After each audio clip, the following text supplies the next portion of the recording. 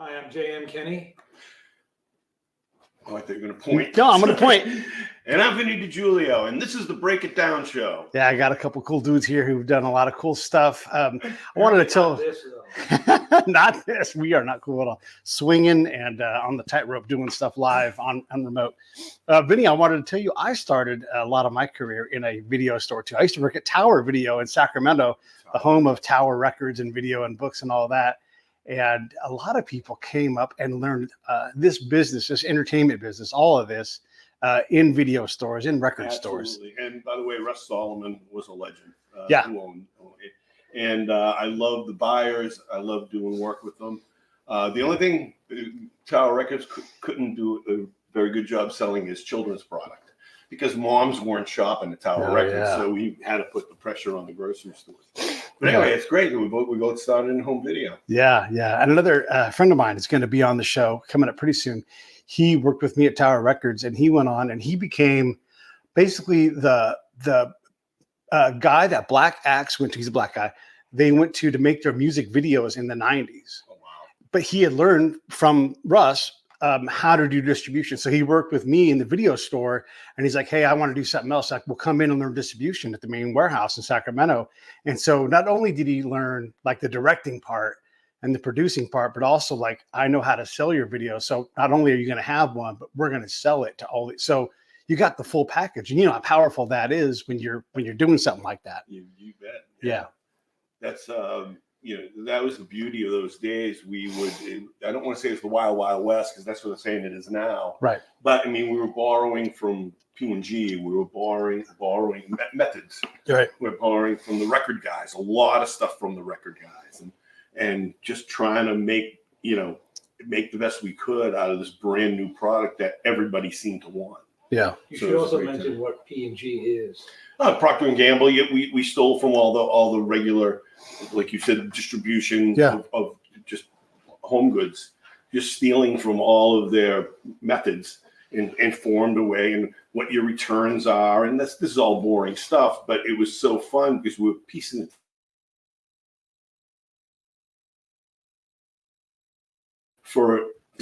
and unfortunately doesn't exist now.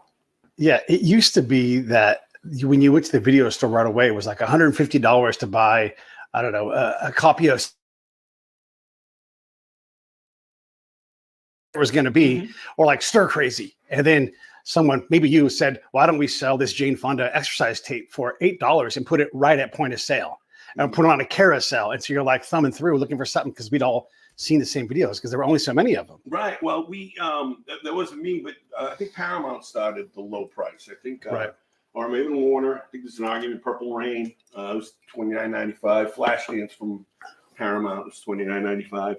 But I happen to have the privilege also to work for Playboy, and we would take this month's centerfold and do a half hour. All we did was film the photo shoot for the centerfold, and now we had a half hour, and we sold those for $9.99 on the carousels on the counter. Right. And Tower Records did very well with the Playboy product. Yes, behind the saloon doors. Let's talk to JM a little bit. Hey, JM. I'm actually very interested in this. I've heard this 1,000 times, but it never gets old from Vinny. But who's the genius, and I mean that not sarcastically, that came up with putting all the candy at the point of sale? So, in a candy store, candy's everywhere. Right. And if you go to Target, candy's in a certain section, or the grocery store has point of sale. But when you went to like Blockbuster, or you went to like some of those big, they had popcorn and Orville Redenbacher stuff and hot tamales, and it was just like you were going to the movies. Yeah, well, it's hard to trace back exactly who did it first because there were big chains like West Coast Video. Those, when I say geniuses, is the people who went around and started buying up all the mom and pops and making them all one, like you said, Hollywood Video. So it was those big chains that started. It may have been Blockbuster, but it was brilliant, and it became how people spent their weekends. They would go to the video store as a family, and who's getting the popcorn and who's ordering the pizza. I just think it was lovely. I just think it was a really great time, not just because it was my profession, but I just think that was a great time for families. Yeah. I think that interaction that people paying attention to something that's going on that normally they wouldn't even think about, but somebody's already thought it for them. that kind of marketing, although I think in some cases can be dangerous, but in most cases it's really like, well, that's totally impressive. I would have never thought that when we're getting my $3.55 rental, you know, I'm also looking at these things that are like original copies, like making their own materials. And that's where I think like when the studio started going to straight to video movies.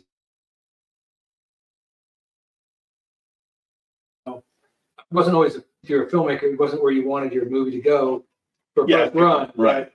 But at the same time, it's like content now. They throw that word around like everything is content. And I guess in a way everything is, but not the content that we were trained on. Oh yeah, I mean we were trained with the best.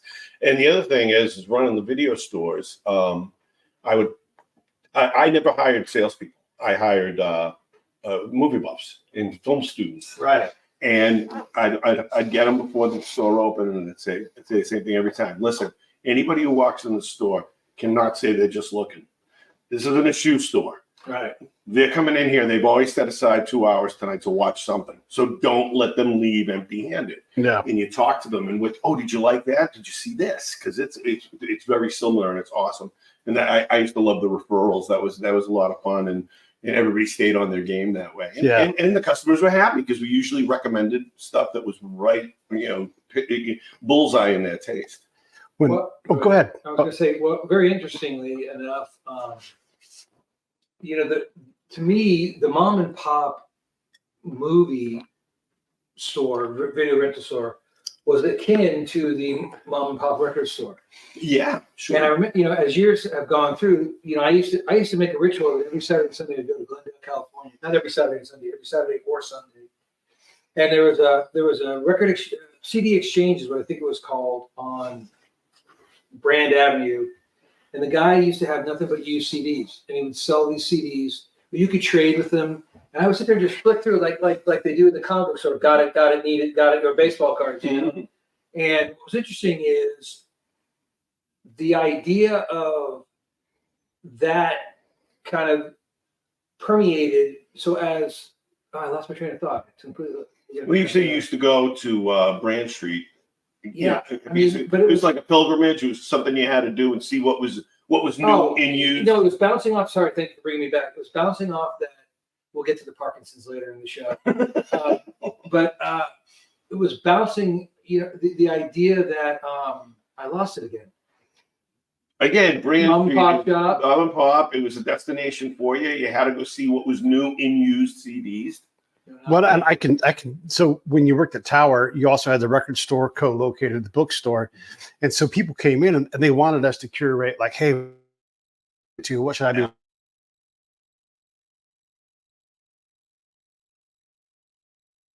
watching? So Jethro Tull inspired Space Stories, and he's like, do you know Jethro Tull? And I'm like, only because we had a Jethro Tull dude in Tower. And he forced us to understand. Yeah. It's like, don't talk to him unless you're talking tall. Yeah. And so you're like, oh, yeah, it's your turn. And he's like, let me tell you about Jethro Tull. And so you would be forced to understand this stuff. And so I'm like, he's like, you should listen to this album. And I'm like, I actually know the name of it. I don't know anything else about it, but because I was in Tower, and when you worked at Tower or any record store, bookstore, or from that era, video store, you ended up hanging out when you weren't working. And just absorbing. Right, yes. And thank you both for bringing me back to the thing. I was in Indiana, in Bloomington, Indiana, at the University of Indiana. We were doing the Evening with Kevin Smith, first movie that we did. And JM directed the Evenings with Kevin Smith. Okay. And so what was interesting is my wife was with me, which is one of the rare opportunities that Heidi gets to come on the road with me. She was 4 or 5 months pregnant with Gracie, I think. And so I'm driving around Indiana, and all I'm hearing is the song. And every time I hear it on the radio, again, there was no like, hey, Google, this is 2000.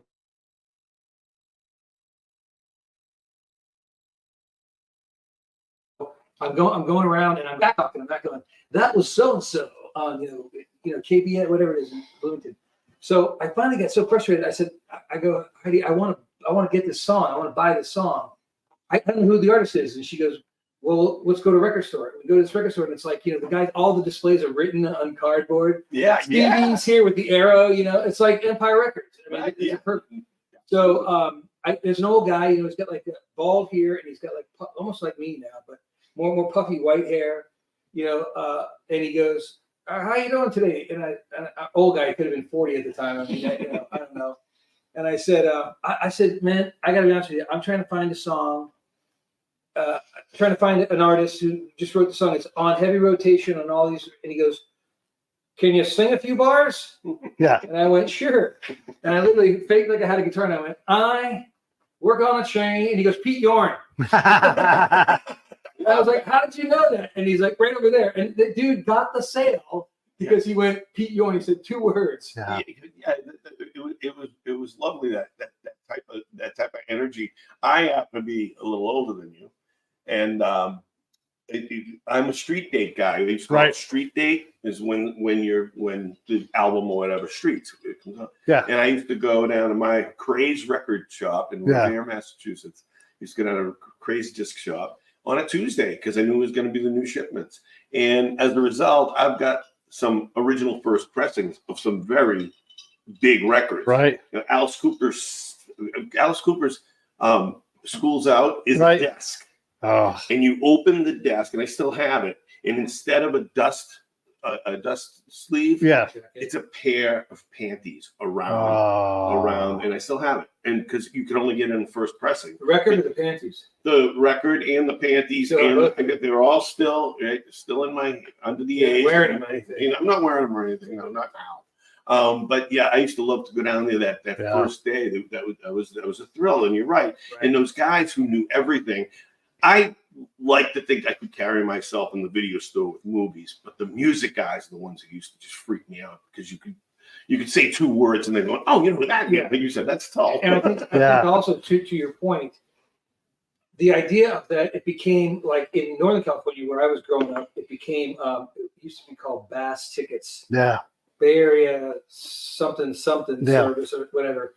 But we used to get. You hear on the radio, and the guy goes, hey, this is, that was a Greg Kinn band. Their show's going on sale in the Fillmore, Bass Ticket outlets. And so we would just go to the record store because the dude had to talk about power. The dude had the computer. He could go, I got 2 for Sunday. Well, I remember going, we cut class. I don't know if it was in the morning or the afternoon, but the Rolling Stones were doing the 81, was Tattoo You? Was it Probably. Yeah. That sounds right. Yeah. They had the big ramps, which they always do, but and that was Jay Giles, George Thorogood, right at the right time, and the Stones. I think Thorogood, Giles, and Stones. I think it was the lineup. If I remember correctly. Was that A Day on the Green, or was that? It was at Candlestick Park. Okay. It's not A Day on the Green. Okay. It was an original Candlestick Park show. But they were standing there, and people were just real mellow. This is before they came up with the idea of bracelets and you could go home kind of thing. So we're standing there waiting, and they're taking 2 by 2, and literally there's like 2 people in front of us, and he goes, grabs the 2 people, goes, come this way. And then we start to go move with it. He goes, we're done. He goes, we are done. The show is sold out. Saturday the 19th is sold out. And everybody sat there, and he goes, but we've got Sunday the 20th. Well, they just announced it. Then you could go and They get. still have all the power. I know. Then you could go and get a record, or you could go and get, look at some, and I think the best it got in Atlantic allowed you to have the listening station. Yeah. You could go and there'd be 9 or 10 albums. Tower had those 2. Right? Tower did, yeah. Yeah, especially Tower Sunset. Great story. I'm driving to work when I worked at the university. Yeah. I'm driving to work, and it was the day, again, street date guy. It was the day of the Rising. Springsteen's The Rising. Right. So it's like 8:30, and I pull in to Tower Records on Sunset, and I buy. I go, oh, The Rising, come over, and the kid behind the counter goes, wow, that's the 3rd one I sold. I sold those. You old guys come out for him, don't you? Absolutely true stories. Yeah, thank you, son. Yeah. But yeah, I did come out for Springsteen. Every one of his albums, I would be there on street date. It's amazing. Music doesn't have that power anymore. I mean, a lot more people probably listen to a single song than ever before. But when you went to Tower or whatever the regional place was, because Tower was more regional back then. I mean, it turned a national. right? Right. But Tony the Tiger Lopez was a local fighter, and when he won the title, he'd come in and buy, and this is a big deal, but he'd come and buy a stack of CDs. You know, back when you bought 20 CDs, it's like, who the hell is that guy, right? But he'd have his glasses on after the fight, and you know, all the Sacramento Kings players that lived in the area would come and they'd buy videos and all that whole thing. And so you were a place where even the famous people from your area would come and go and do all that, right? It wasn't. I mean, media now is, like almost everything else, it allows you to isolate. I mean, it allows you to, you know, I mean, I was thinking about this. You could sit here. I could basically turn on my iPhone. I could do this with you at your home an hour away, and you in Boston if you wanted to be. I can be ordering pizza simultaneously on my phone or on the computer to be delivered. I can get alcohol delivered, which I never thought they would see that day, as long as there's somebody 21 to sign it. Yeah. And the idea of, hey, you don't have to leave your house, but that's the objective was the house is where you came and ended your day, most likely, and started your day. It wasn't like sitting around for 6 hours in the middle of the day looking out of the house. Yeah. Right. You know, and I think for me, being in the entertainment and the film industry in general, I mean, it's specific. It was about, I would walk around, and I guess this type of guy today would be a nuisance, but I would walk around and I'd go, hey, I got an idea. What do you think about this for this particular interview? What do you think about this for this camera move? And I might be talking to my assistant, I might be talking to my associate producer, my producer, my whatever, the director if it's not me. And the idea of that communication is if somebody says something or laughs at something you were not laughing at, and you go, why'd you do that? And then they go, well, and I go, no, I want to know what hit you. How did it hit you? Yeah. Was it the way I said it? Was it speedy? Was it quick? Was it short? Was it fast? Was it slow? I mean, what resonated with you to get that feeling out of you? Because you're trying to hit, and that's very specific. And obviously drive you crazy if you try to do that with every frame of film. Right. But you know, you're trying to get the most. You want to keep the audience always in your piece. So you always want to keep them expecting or looking forward for the next thing. And so if you kind of run out of ways to manufacture that, then you run the risk of like losing them. You know, they tune out. Yeah. So how JM and I met is I was on the team. It certainly wasn't my decision, but I was on the team that would accept proposals for independent directors like JM. They'd come in and they'd pitch, because once DVD became hot, we have to put out the entire catalog back to the 30s on DVD. Right. So Jane would come in and pitch what his added value content, to use your word again, would be. Yeah. And I always fell in love with his pitches. And everyone thought we were friends, and we weren't at the time. But, you know, he's the one who came in. So we had to do Animal House. And he comes in and he says, Animal House yearbook. And he starts lining up, telling me who he has lined up. And that's how we met. So you're a pro. I mean, you've been a professional interviewer most of your life. And I don't know how you guys do it. You're both doing it, and I don't know if I could do that. But you guys are great at it, obviously. But that's how he and I met. Yeah. When I was at Universal, everyone thought I was giving them jobs. I go, it wasn't totally up to me, but I was kind of elbowing everybody else going. Yeah. I want to ask you about that, and you too, Jam, because like my daughter's going through like my younger year movies on DVD, right? And so I try to buy her the director cut, the extra cut things, and I know, she's like, older though, right? Yeah, she's 27, but she like I bought her, like, I used to resemble when I was younger, like they'd say, oh, you look like the guy from Valley Girls. I'd look like Nicolas Cage back then, whatever, right? And so I'm like, well, we should watch this so you can see. Then I'll show her some pictures of me from the era, that kind of thing. But if there's a director's cut or like the deluxe edition, I always want to buy her that. But I remember like when I would buy them back then, a lot of times I'd be disappointed because the stuff that was there, you're like, you know, like I wanted something more. I wanted that Animal House yearbook thing, right? Exactly. Like there were opportunities to do really incredible things. A lot of times it was just like, oh, you're doing commentary and I'm already bored. Right. You know, like the Christmas Vacation one was hilarious. The Caddyshack one was hilarious, and they were worth the price of admission. And they made me buy other things because I wanted them to be as good as that. And that's what we had hoped. Yeah. Right. And so when they were great, they were great. But man, when they didn't land, I was like, oh gosh, why? You know. Mm-hmm. And so it made me stop buying them because a lot of the times they fell flat. And I think a lot of times, like everything, they fell flat because the budget was cut by somebody like me. Right. Whereas, way to go, Benny. But with JM he was always, very good at his budgets.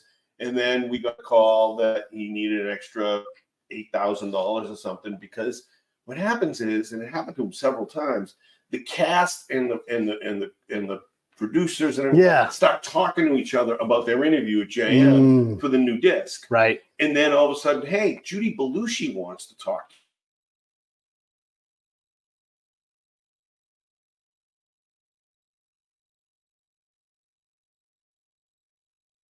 Belushi, but he hadn't put Martha's Vineyard. Yeah.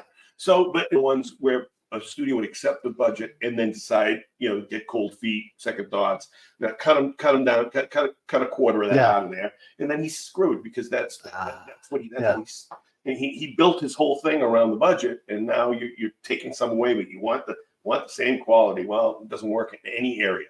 Yeah. And sorry to ask such a hard question, but you built it.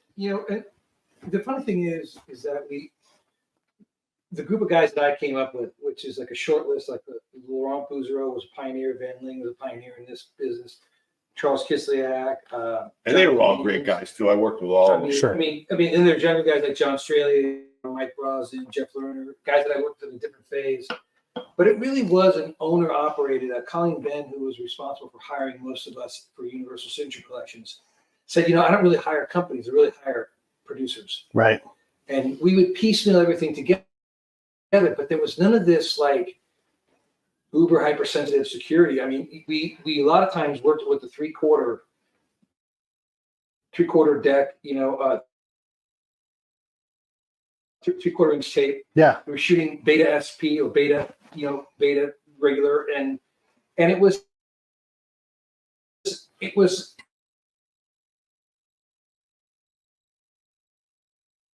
documentary. Right.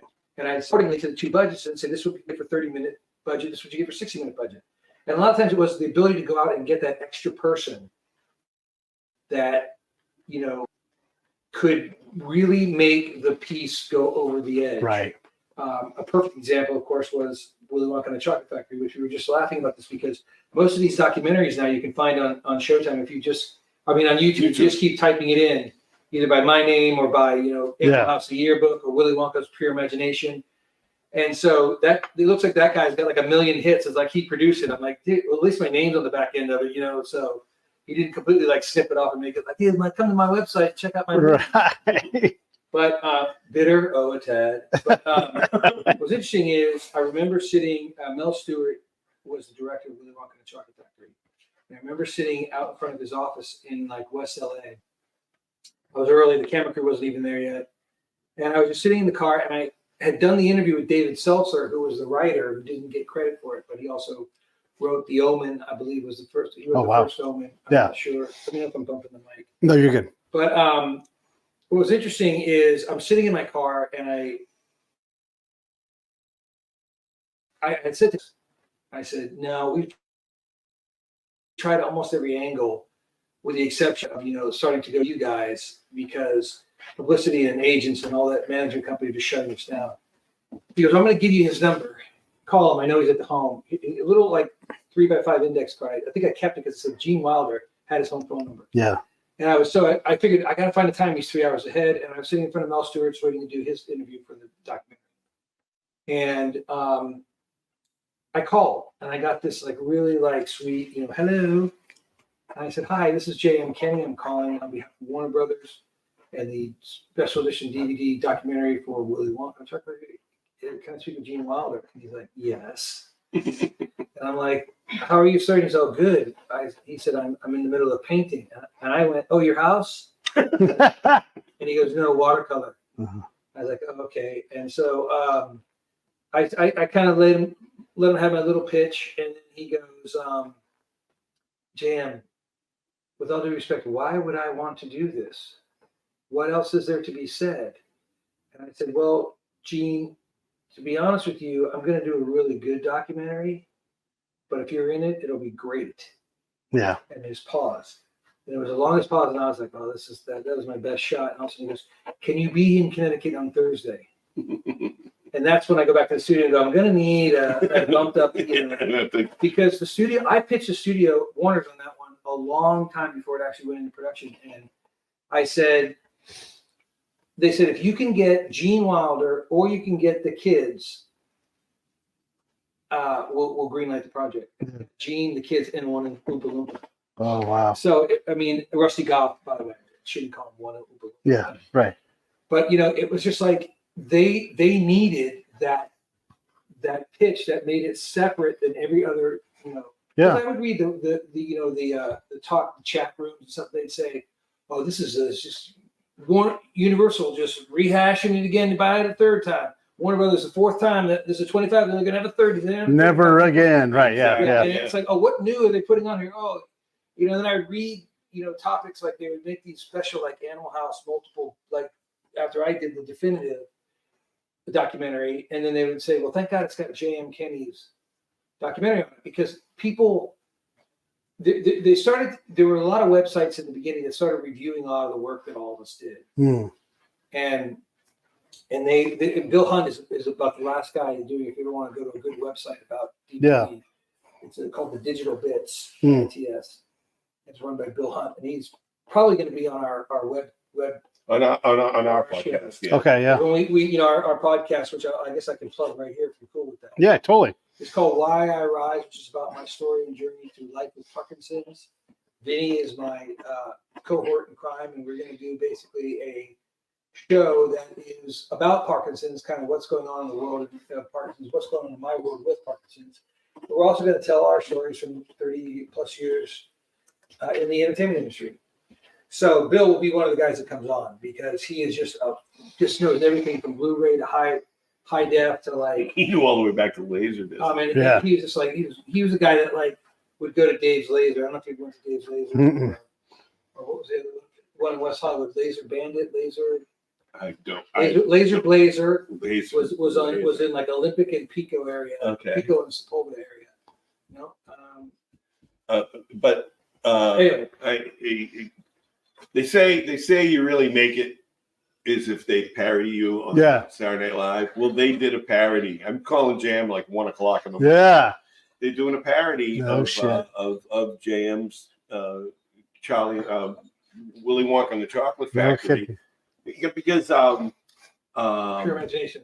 and they used the same tune, the same opening. They used his footage, and then whoever the guest star was dressed as Peter, who played the original Charlie. Peter Ostrom played Charlie. Peter Ostrom, and they had an actor, and Peter had a handlebar mustache at the time, and he was a horse veterinarian, right? Wasn't he? Yeah, I think it's called Large Animal. Large Animal, and so of course they had him with a horse behind, and I'm calling him. What's going on? I'm going, look at the TV, they're parodying you. Yeah, his work, all their work was really, really great. Laurent probably worked exclusively for Spielberg, right? Oh, I mean, yeah, but he did more. I mean, he's now directing. Like he did the Natalie Wood documentary that came out. Oh, cool! And he's got another one coming out. He's an amazing documentary. He's a really good guy. Talk about like he's very entertaining. I mean, his work is very entertaining, but it's also like historical and factual, and like it's like a thesis on this person or this movie. I forget who else. There's another guy that I used to. Well, Kislyak did To Kill a Mockingbird for us at Universal, which got the first cut of got to like the round of 16 for the Academy Award or something like that. Yes, got the past couple levels. Yeah, that's incredible. Exactly. And that really started at the DVD special feature. Wow. So one of the things that they had, which was lightning in a bottle, but I don't think there were any particular studio with all the great creatives that were pushing for it. I don't think there was a model to go, how do we turn this, what these guys are doing, into like, because of all the union rules, you couldn't sell it as an original piece. Like if we did a 30-minute documentary, we could go up to 29 minutes, 29 frames, or whatever it was. But if we went over to that next second or the next minute, we had to pay royalties because they only allowed you like 4.5 minutes worth of the film in any format. So you basically had to pick and choose your B-roll. That's why for us it was always important to shoot as much B-roll as possible. Yeah. Because then you just had cutaways, so it's just not talking heads all the time. Right. And is that because the industry hadn't quite caught up to where where you guys were at creatively, and the industry needed to evolve to allow for that creative avenue to happen? Or, I mean, look, you're not trying to take money out of people's pockets. We're not saying that, but I mean, the industry was moving, adding this new area, and it was restricting it because of its rules. I mean, well, I think what it was it was a niche market. It originally started on Laserdisc, and when I worked for Rick Baker, who was makeup effects Academy Award winner for Gorillas in the Mist. He did the Eddie Murphy movie with the guys in the barbershop. oh yeah, right. Coming to America. American Werewolf in London. Oh yeah, that was Biggie with the whiskers David going Naughton, out. Yeah. So Rick Baker was, deservedly, every Academy Award he ever won was deserved, and he was an incredible talent. Is an incredible talent, I should say. But I was PA runner for him, and so he'd go. The production manager would go, "Hey, they're doing a particular thing, and they wanted to look at it on Laserdisc because at the time, Laserdisc was the most pristine. Like when you freeze frame, it didn't get blurry, so they could look at it and go, "Oh, this is great." We can see how the Whisker and American Werewolf does, or how they did the sculpting of it, whatever. And so he was constantly they were constantly buying Laserdisc, and they were like 79, 80 bucks. Right. Yeah, they were expensive. Disc. Yeah. So I'm like, and it was awkward. It was slightly bigger than record albums. Yeah. You didn't. And those of us that had jettisoned their record albums for CDs, were like, where do I keep these? where do we keep them? Totally. So that's when DVD came down. It was like higher resolution, much more storage space. Because when I did the documentary for Dante's Peak, which was supposed to be the first special edition, I think it came out on, I think the week that it opened, it came out on both DVD and Laserdisc. Mm-hmm. It did like 700 Laserdiscs and like 13,000 or 25,000 DVDs. And those were the early adopters versus the dinosaurs at that point. But these places were like literally opportunities for people to just research their topics. Yeah. And so it wasn't looked at like it was an entertainment value. So all of a sudden, going back to the union, what happens? The union is not the union, but what happens is that the studio started to say, "Well, it's a $1 billion business," and all of a sudden, it was like, "What? Yeah." Did you just hear him say about home entertainment? Look into that. And then you've got like the Writers Guild. Who, right. By the way, it should all be paid. Yeah. Right. Writers Right. Guild, Actors Guild, Directors Guild. Yeah. And what was fun, a positive that came out of that was all these directors were making themselves available to us because they were getting paid, I think, at that time. I don't think, to be honest with you, there's only a handful of people that got paid, but directors, it's their baby too. Exactly. And I always did it. It's always, every piece I did was director centric because to me, that's the one person who is with the film, other than maybe the writer, but he or she kind of peters off towards the end of production, and it's sort of like when they go into post, or the writer's not, unless there's a rewrite or something like that, which is a different scenario.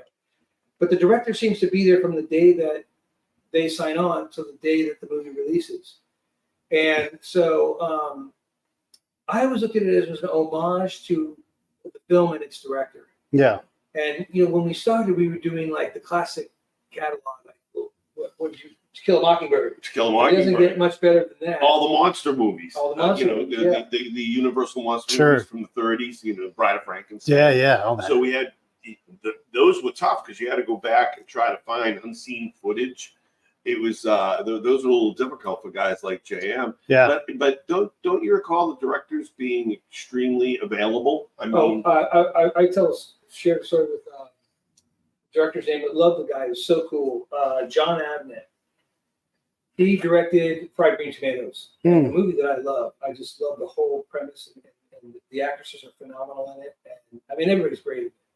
And I wrote a pitch called Moments of Discovery because John had said something in an interview where he said that what I really liked about certain sequences in Fried Green Tomatoes is as he would reveal something, like somebody would have their back to the camera, and in the background when they would reveal and it would change the focus, that would be their moment of discovery. They would discover something new about their character.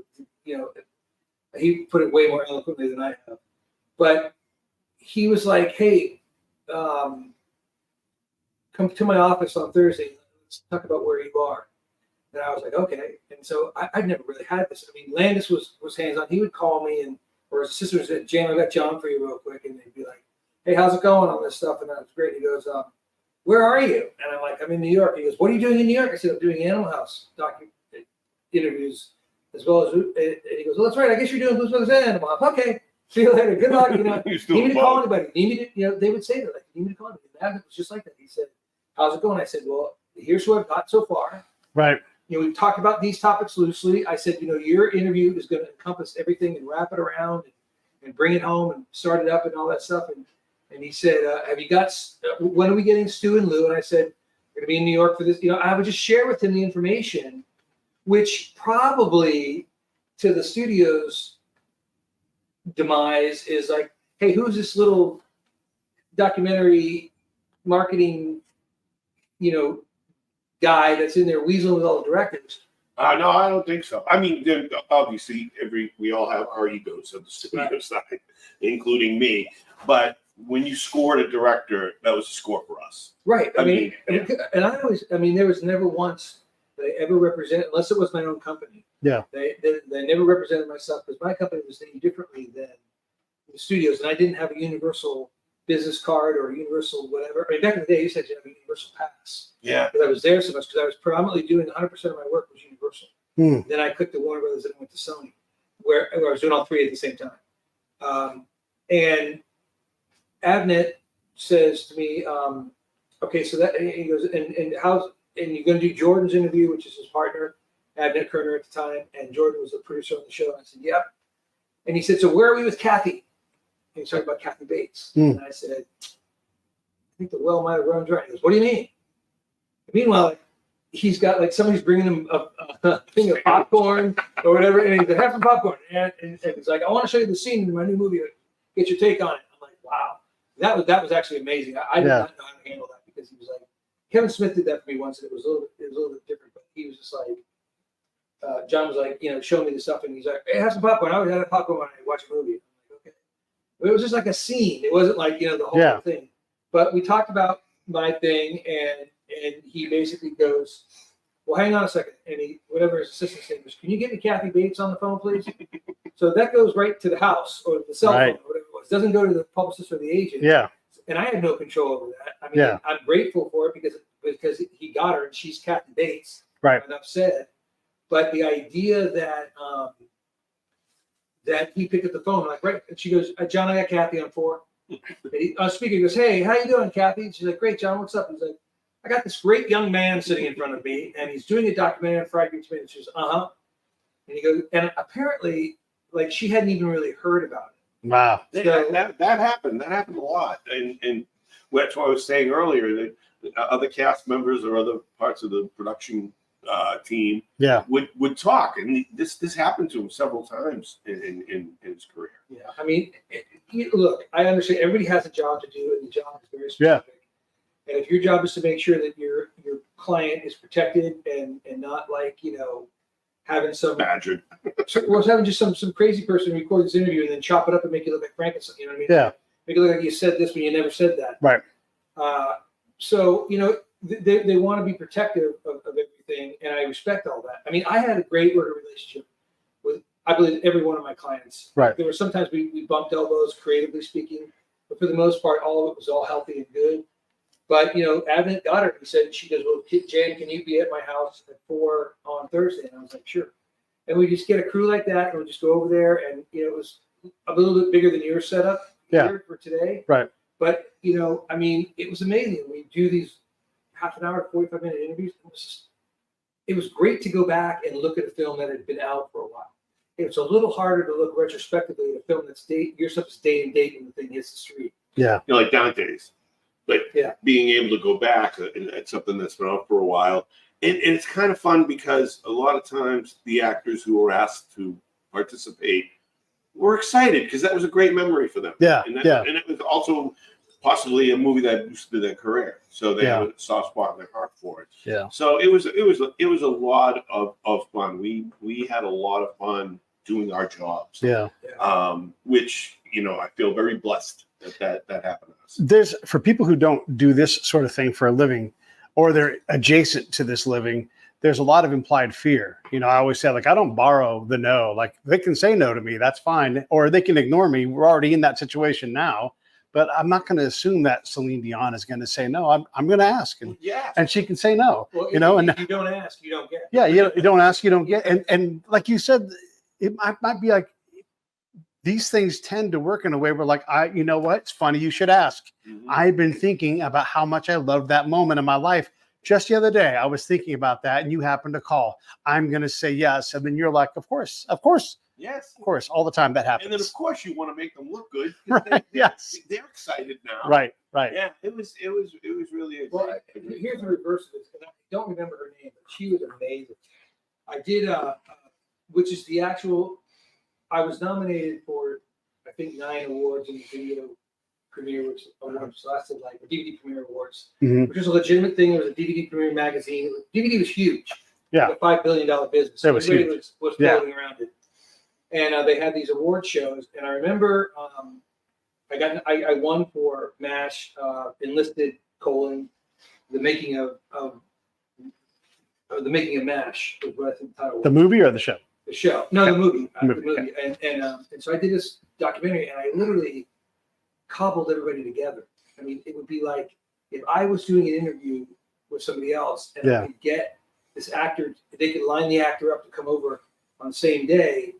I could either split it between both projects, or if it was somebody else, they could pay half and I could pay half. And so I remember I was in Toronto for something.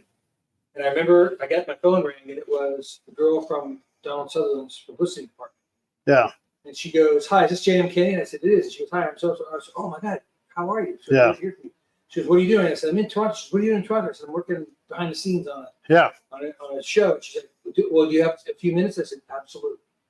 And she said, "I got your request for Donald Sutherland, and he also has 3 other requests, all in the same time frame. He has one from a company that's doing a show called, I think it was History versus Hollywood or something like, where it was like, the MASH unit. They would talk to MASH unit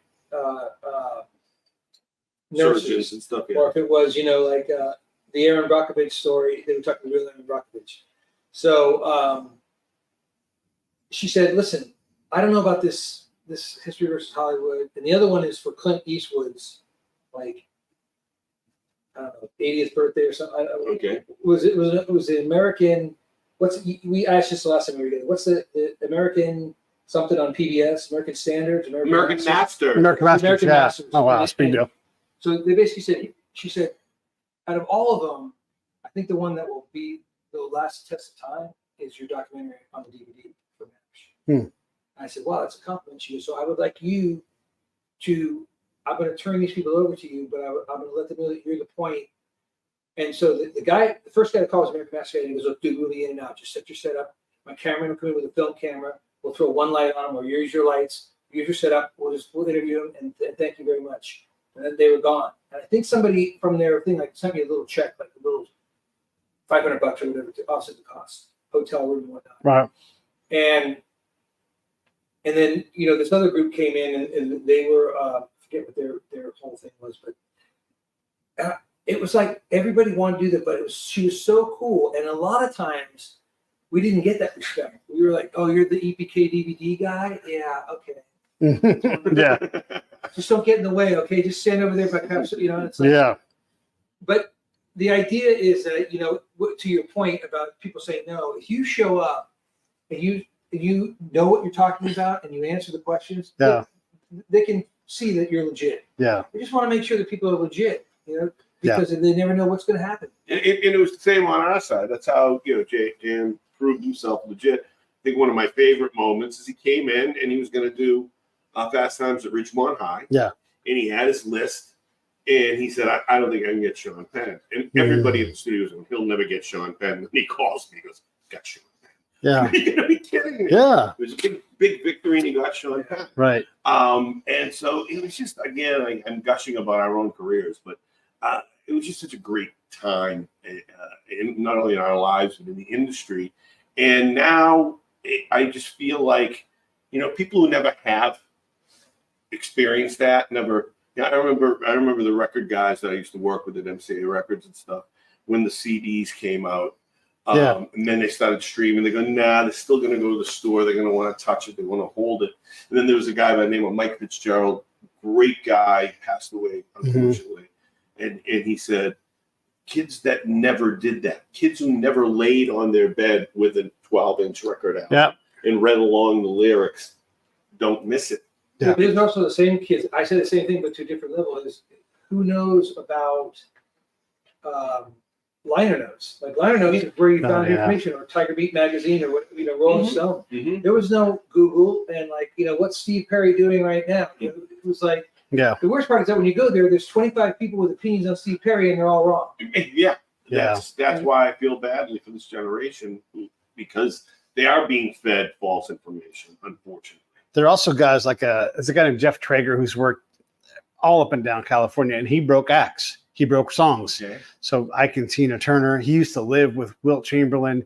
He just had this life where because of what he did, he knew people. And he broke, at least regionally. And if you break something here or up north, it breaks. It stays broken all the way around the world. I was in Boston. All the stuff from He broke Chariots of Fire. He broke that song. Right. He was the guy that handed out the Coke and the money, and he's like, let's break this song. And they're like, dun, dun, dun, dun, dun. And then bam, that song goes worldwide. We don't have those tastemakers like that in that way anymore. Now we have influencers. Yeah, right. We have influencers. And I don't want to be an old man and everything, but it doesn't have that same weight because we don't all watch Carson. We don't all watch these things because we look at like ratings, and if you get 500,000 people to watch your thing, it's a smash hit. And in French, you should get 21 million a week. Right. Yeah. At different times. Right. I'm not a cranky old man about it. Yeah. I guess I just relish those times so much. I'd love everybody to have experienced it. Yeah. Well, I think we were in our groove, and we were not there to sit and observe. We were in it. Yeah. So I think when you're in it and you're making stuff and you're traveling, I mean, I saw the world. I tell my daughters, I'm like, if you can get a job where you can experience things, because life really is an experience. It's not, about how much money you make. It's not about how many houses you have or how many cars you have or what type of cars you've had. It is about what you've seen, what you've done. And it's even like going and saying, well, I've seen the Sistine Chapel, but I painted, with so-and-so who's, it's a terrible analogy. But the idea that, I use this story a lot when I talk about raising your hand before you know what the hell is going on. Yeah. Is I remember being in a meeting and they said, we need somebody to go to Hawaii. And I went, I'm in. And they said, you sure? Here's the deal. I'm all good. I'll do it. They're like, great. So I got all the details lined up. We brought a sound man from Los Angeles, flew into Honolulu, got to the hotel. Everybody was there. It was for a film called Stealth, which was released by Sony Pictures. Yeah. And the director was there, and I don't think there was any key actors because it was basically a burial at sea that was shot on the Nimitz. Yeah. So I come from a family that has a lot of military. My uncle and my cousin were both in the Navy. This one was in the Army. This one was in the Marines. My dad was in none of them because he was a late in life baby, so he didn't have the opportunity to do it, but he was gladly gone. And so I'm sitting there, and we get up the next morning, and there's a maxi band waiting for us. It's total Hollywood, a cup of coffee. Everybody's a little pie-eyed, 6 o'clock early. And we start driving, and I'm waiting to kind of well, where are we going? I mean, what are we doing? I don't see any ships. I don't see anything around here. And so we get to this Quonset hut with these very distinct lines. The guy goes, "Do not step over the blue line." And I go, he goes, "Don't even cross your, don't even go like that." And I said, "Why?" He goes, "Because the Navy will shoot you." Or the Air Force will shoot you. Well, I forget which one he was, but anyway, it was the Air Force will shoot you. But the lines are like this. Yeah. They're if you're, and I know he was giving us a hard time, but so I started chatting to that guy. And I said, "So how does this work?" And he goes, what do you mean? And I go, well, where do we get the boat? Is it Yeah. docked somewhere? And he goes, no, the boat's 200 miles out to sea. I'm like, okay, all right, so how do we get out there? We go like a little skiff or like a little smaller boat? And he goes, no, we're flying out there. And I was like, okay, great. And then he kind of walked away. I wish I had a camera with me because you probably would have seen my face go 200 miles, flying, out to sea, no land, landing on the fucking deck. Yeah. And my anxiety went, Yeah. and I was like, so this guy turns the corner. I'm sitting there going, how do I get out of this? Do I fake a heart attack? I mean, what are my ways out of this? But thank God, because I mean, I am the anxiety level that I lived with for 59 years of my life. It's a matter I didn't actually have a heart attack. Yeah. And so this guy comes down, and all of a sudden, like this, he's like, the way the sun was lit behind him, it was like Val Kilmer Yeah. from Top Gun. Spiked blonde hair, mirror sunglasses, great looking guy, clean shaven, jumpsuit fits in perfect shape. Right. He's carrying like a 12-inch like hoagie or Subway sandwich, big like sub sandwich. And he's got the boots, and he sits down and he goes, "Hey, how's it going?" Like, pretty good. And he just chatted me up, and he said, "What are you doing here?" And I said, "Well, we're coming to shoot some footage we're coming to shoot some footage of people shooting the footage on the deck of the Nimitz." He goes, "Oh, cool. That's awesome." He goes, "Everything's good?" And I said, "Yeah." And he could just tell that I was like about to go into flop sweat. Yeah. I was literally going to lose it. And so when you get in there, they give you the whole safety rundown, but you're on a plane. You've probably been on this plane called a pod flight. Yeah. It's like a VIP mail thing that runs or needs supplies. Yeah. It's a prop job. It's like half the size of a Southwest Airlines jet. Yeah. And all of the interior, like all the plastic and stuff that you see, like you pull a window sheet, there's only 2 windows directly in the center of the plane. And everybody, the pilots are in front of you. And the back end goes down like this. Yep. And so when these guys walk on, they go, "Okay, a couple of notes here.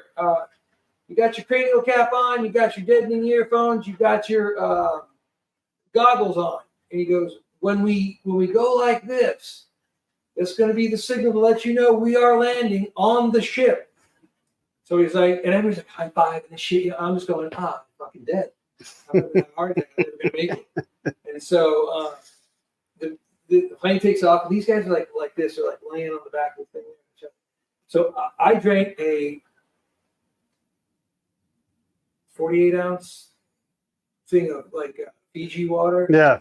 And now I got to pee. So I'm literally bent over like this. By the way, the grip that got on the same flight with me at the same time literally put his head on the not luxurious and comfortable seat. Right. And went out like that. And I've always been envious of people that can fall asleep like anything, like in fireworks display, they're asleep. Right, Yeah. right. And so, so the Val Kilmer guy looks at me and goes, Yeah. You okay? You okay? I just got pissed. He goes, "And no bathroom on this flight." And I'm like, "Yeah, I know." He goes, "All right, be good." So I'm just sitting there just like, do I pee in my pants? I mean, that's got to look embarrassing. Maybe I could say I was scared, but I don't know what I'm going to be scared about because I don't know what the fuck I'm doing here. And so, and my cameraman, of course, is up with the director, and they're doing interviews. Like in this loud, I'm sitting in the back of the plane going, or the front of the plane, I guess technically. So I hear this, through my dead in here. And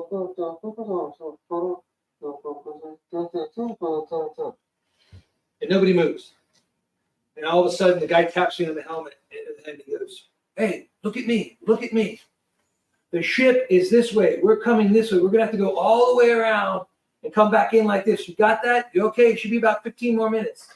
Thumbs up. Oh, God, I got to pee." And I'm just like this.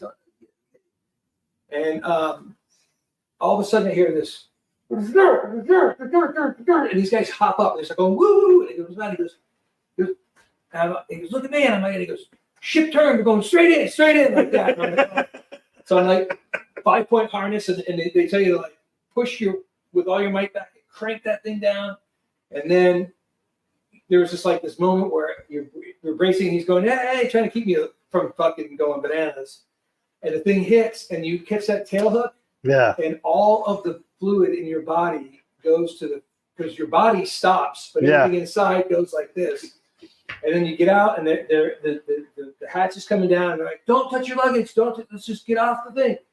Like, why are they yelling? It's just go. And they're like, they make a human wall so none of us stumble off the deck of the aircraft carrier. And he goes, come on, let's hurry up, because there's an F-14 right there. I can see it's coming right behind us, so hurry up. And then there it is in the distance. I was like, where, what? And next thing I know, I'm having chocolate chip cookies in the captain's quarters. Wow. Using the bathroom. And I said to the guy, "Is there a toilet I can use?" He goes, "Right here, best head on the ship." And I was like, "Okay, thanks, mate." And it's all like maple wood, and it's like, it's not a rack with a picture of the girlfriend up there. But it was an experience that I would say, if you ever get a chance to, I'm a big proponent of the military. Yeah. I think that you need to see what military people go through. Absolutely. At 19 years old. They're asked to protect the world at 19 years old. Yeah, exactly. little bitty babies. Yeah. And so I would say, if you can ever get on one of these things, do it once and never do it again. Yeah. We have done an hour, by the way. We didn't even get into Parkinson's or anything, but I guess we'll have to do another one, you know? We can do a part 2. But Yeah, let's do a part 2. Vinny, anything you want to say in closing before we wrap this thing up? No, please do check out Why I Rise. Like JM said, it's about his journey, but it's also very uplifting, because we're trying to reach the families of Parkinson's, people with Parkinson's, and the actual people with Parkinson's. Try and cheer them up. Let's have a good time. We tell stories like this. Jan will talk about, what he did,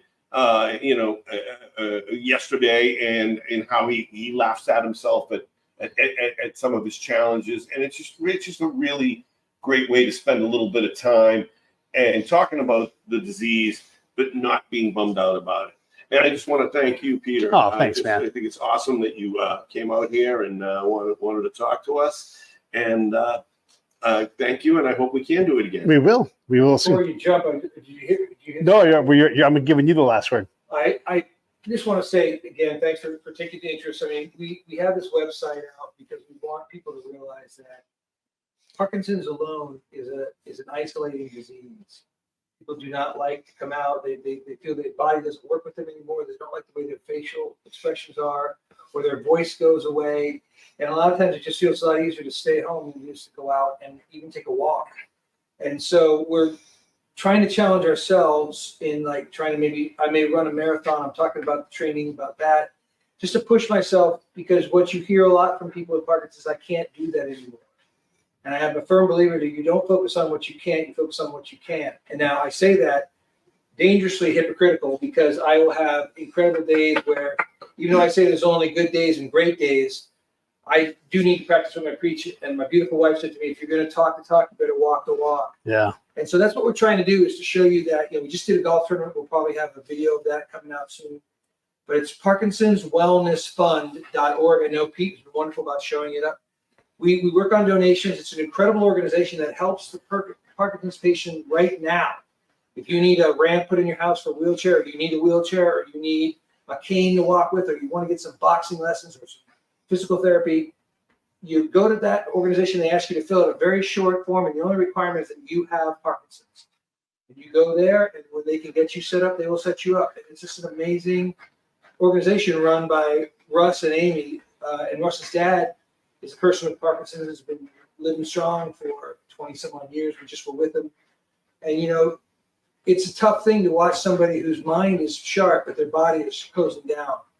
And so, there's a lot of love there, and there's a lot of caring, and they treat people with Parkinson's with respect. And it's a great organization. And I just spilled my drink. So thank you guys very much for listening to this, and we'll hope to see you again soon. Yeah, thanks. Hey, thanks for watching the show. I really appreciate it. Right here, you can subscribe. Please do that. It makes the show grow. Hit that notification bell so you know which incredible guest is coming up next. Down below is the PayPal link. You can put a small subscription in. That is an enormous help. All that money goes right back into the show. And then right up over here are the next episodes you should listen to.